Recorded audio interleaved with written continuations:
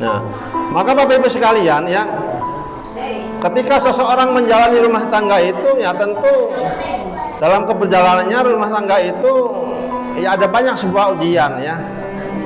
Maka dari itu bahwa Bapak Ibu sekalian, ketika seseorang berumah tangga, maka ketika belum menemukan sebuah kecukupan ya, ketika belum menemukan sesuatu yang bisa membahagiakan dalam hidup ini ya, ketika seseorang berumah tangga ya belum menemukan kecukupan, belum menemukan sepertinya kenyamanan dalam menjalankan rumah tangga itu, maka tentu ada beberapa hal yang patut dievaluasi ya, atau patut di checkpoint ya, bahwa ketika kita dalam rumah tangga ya belum menemukan kecukupan, belum menemukan sesuatu yang membahagiakan itu, maka yang pertama di checkpoint atau yang pertama dievaluasi adalah apa?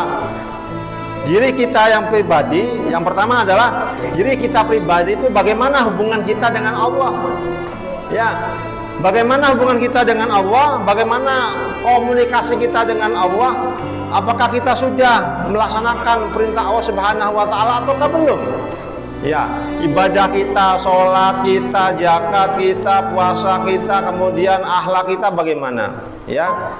Terkadang seseorang yang terhimpit kesulitan itu karena dia banyak bermaksiat kepada Allah ya, banyak berdosa kepada Allah, terkadang seperti itu ya.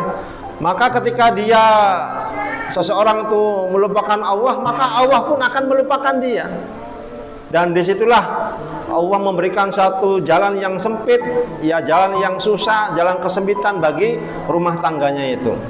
Nah, ini yang perlu di checkpoint, yang perlu dievaluasi ya, ketika seseorang itu belum menemukan kebahagiaan dalam rumah tangganya.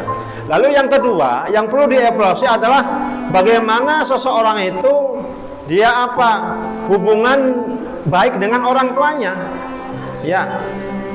Ketika kita sudah ibadahnya benar ya, tidak jolim lagi ya, tidak riba lagi, maka ya lempeng-lempeng baik kayak penggaris ya, maka yang dicek itu adalah yang selanjutnya adalah bagaimana hubungan kita dengan orang tua kita ya. Apakah hubungan kita dengan orang tua kita tuh baik-baik saja, atau memang terkadang seseorang itu melukai ya orang tuanya.